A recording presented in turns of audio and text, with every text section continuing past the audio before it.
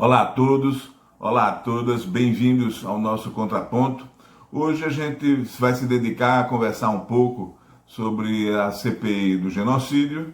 No dia de ontem, terça-feira, ela foi arguído pela primeira vez um ministro da Saúde, que foi o Henrique Mandetta, justamente da primeira fase no Ministério da Saúde no governo Bolsonaro. E a gente queria hoje aqui traçar algumas pinceladas para ajudar na reflexão e fazer os contrapontos necessários. É importante lembrar que a Covid-19 ela aparece dentro do cenário mundial e, sobretudo no caso do cenário brasileiro, como uma lupa que nos ajuda a entender melhor, a ver a realidade um pouco mais naquela dimensão que estava um pouco mais escondida, naquela dimensão que estava mais oculta. Isso aqui é importante, primeiro, a gente demarcar isso, apesar de ser, logicamente, um momento trágico da humanidade, mas justamente em cima dessa tragédia, em cima desse conflito, que a gente pode detectar, perceber, visualizar questões que antes a gente não conseguia perceber em função de estar um pouco escondido, estar um pouco dissimulado. Henrique Mandetta, o primeiro-ministro da Saúde de Bolsonaro, é um deputado federal do DEM, daquela região do agronegócio, né? Ele é uma pessoa alinhada com o ex-presidente da UDR, o governador Ronaldo Caiado, de Goiás, né? E que votou pelo impeachment da presidenta Dilma em abril de 2016, né? Ele votou pelo aceite. E no seu Twitter, na sua conta do seu Twitter, ele postou: amanhã é o grande dia, tchau querida. Então a gente precisa entender muito bem de onde vem Henrique Mandetta, né, para que a gente não possa hoje se iludir com determinados posicionamentos que ele vem adotando, mas a origem dele é essa, né?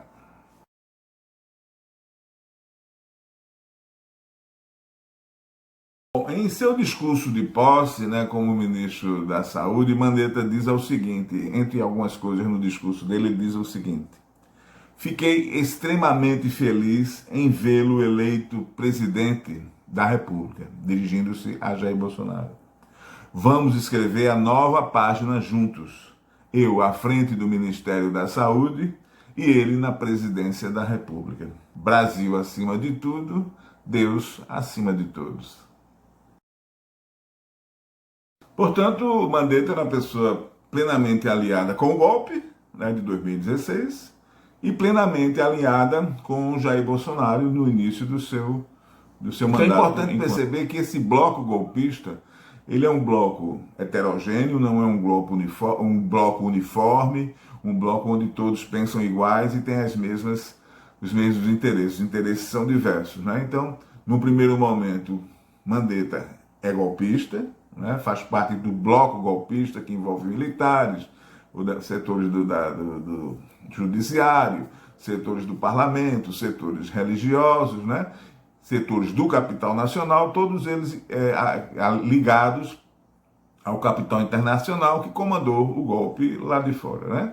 E além disso, quando o golpe se agrava com a chegada de Jair Bolsonaro ao poder, Mandetta está plenamente alinhado, como a gente viu agora no discurso dele de posse enquanto ministro da Saúde. Mas com a chegada da pandemia, começa a haver algum tipo de desencontro entre aquilo que o médico Mandetta pensava e que aquilo que o presidente da República, Bolsonaro, que estava alinhado diretamente com o Donald Trump, dos Estados Unidos, estava encaminhando. Quer dizer, Bolsonaro encaminhava tudo que Trump dirigia para ele, determinava para ele a partir dos Estados Unidos. E aí começa a haver o primeiro desencontro do ponto de vista científico, porque Bolsonaro queria adotar, ainda por razões não totalmente explicadas, o encaminhamento do uso da cloroquina, né? E Mandetta sabia que a cloroquina não tinha uma demonstração científica ainda comprovada de eficácia no tratamento da pandemia, o que meses depois veio a se comprovar que ela não tinha eficácia nenhuma do ponto de vista generalista como tratamento, né? E aí Bolsonaro começou a incentivar, a encaminhar como chefe das Forças Armadas que as três forças começassem a ampliar a produção de cloroquina. E aí começa a tensão entre Mandetta e Bolsonaro.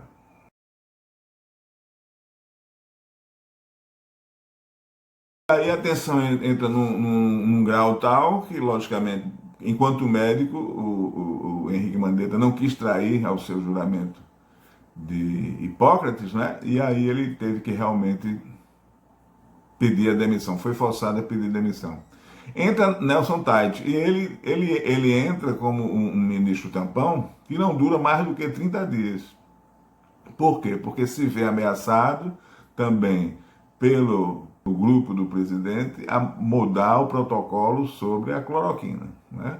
E era algo temerário porque se sabia que a cloroquina tem consequências graves, é usada de uma forma muito específica, de uma forma muito apropriada, segundo ordens médicas, não pode ser um tratamento generalizado. Então, por 30 dias, foi a duração apenas do Nelson Tai, que depois saiu e nós vimos o quê? Vimos a chegada do general Pazuello, não um médico para o Ministério da Saúde, mas um general com seus comandados militares.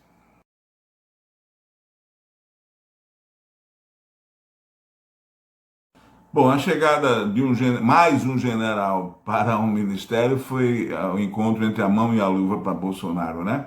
O secretário, ex-secretário de Saúde de Curitiba e ex-professor da Fundação Getúlio Vargas, Adriano Massuda, ele diz uma coisa muito interessante numa edição do El País. Nem o pior ministro da Saúde fez o que o Exército está fazendo, desmontando a engrenagem do SUS, né? Então,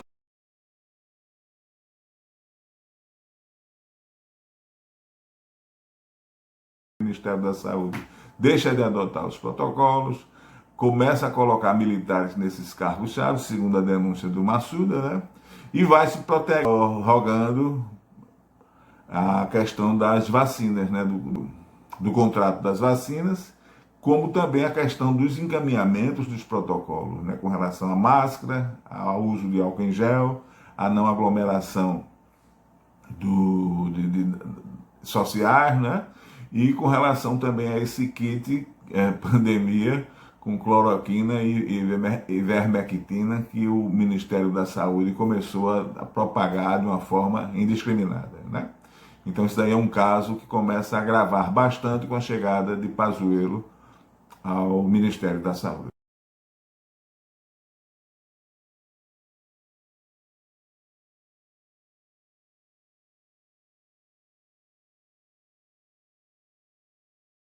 Então, esse é um pequeno percurso para que a gente possa entender também o que foi o depoimento ontem do ministro Mandetta, né? Quer dizer, ele ontem fez algumas denúncias, reforçou alguns fatos de que já haviam acontecido no passado, né?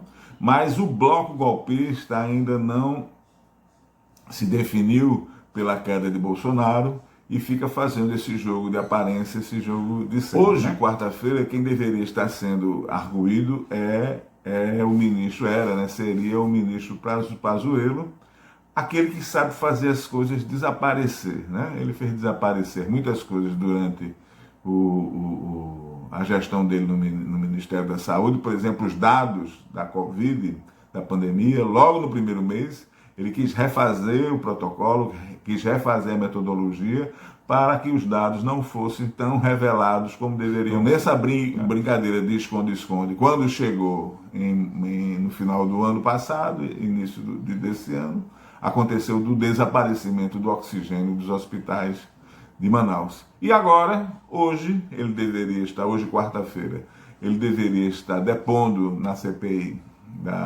do genocídio, mas ele também desapareceu. Ele não vai aparecer lá, porque alegou problemas de saúde em relação a ter sido contaminado, supostamente contaminado, infectado pela Covid-19, né? Ele que no domingo passado foi visto andando pelos shoppings de Manaus, de bermudão e sem máscaras de proteção, né?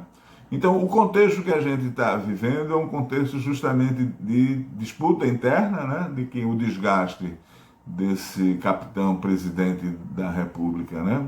Se evidencia cada vez mais, as forças do bloco golpista começam a rachar, né?